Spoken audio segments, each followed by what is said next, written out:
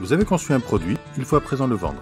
Allez-vous le vendre, vous, directement, à votre clientèle et être en contact direct avec celle-ci, ou allez-vous passer par un ou des intermédiaires pour accroître votre capacité de vente? C'est là tout l'enjeu de la distribution. Une entreprise doit définir son circuit de distribution, c'est-à-dire l'ensemble des canaux pour lesquels elle va opter afin d'améliorer ses ventes. Il y a tout d'abord le canal direct, où le producteur vend directement au consommateur. L'avantage, c'est que le producteur connaît très bien sa clientèle et peut réagir très vite en cas d'évolution de celle-ci. En revanche, prospecter prend beaucoup de temps et coûte beaucoup d'argent pour l'implantation et l'animation des points de vente. En plus, on ne peut pas espérer une grande couverture du marché parce qu'on a des capacités qui sont relativement limitées.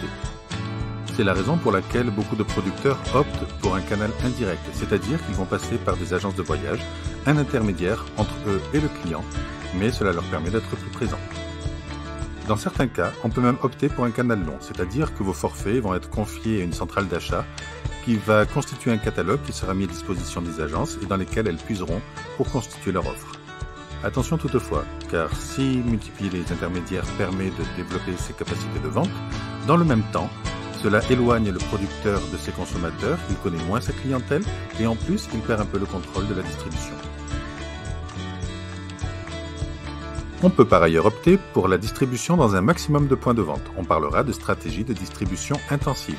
Cela améliore les ventes, la notoriété, mais en revanche, il faut accepter de diminuer ses marges et de perdre une partie du contrôle de la distribution. On peut également accepter de réduire sa couverture du marché en ne passant que par des agences qui sont sélectionnées, soit parce qu'elles sont spécialisées dans un domaine, soit parce qu'elles portent des valeurs en adéquation avec les valeurs de l'entreprise.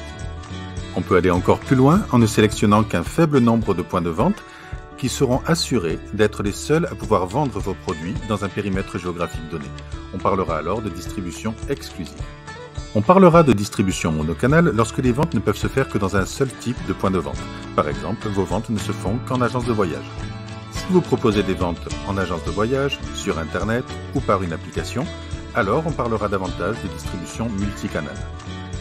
Enfin, si un client peut commencer un achat sur Internet et le finaliser en agence de voyage, cela signifie que tous les moyens sont interconnectés, on parlera alors de distribution omnicanal. Le développement de la digitalisation peut éloigner également le consommateur des agences physiques. D'ailleurs, certaines agences n'existent qu'en ligne, on les appelle les OTA, c'est-à-dire Online Travel Agency.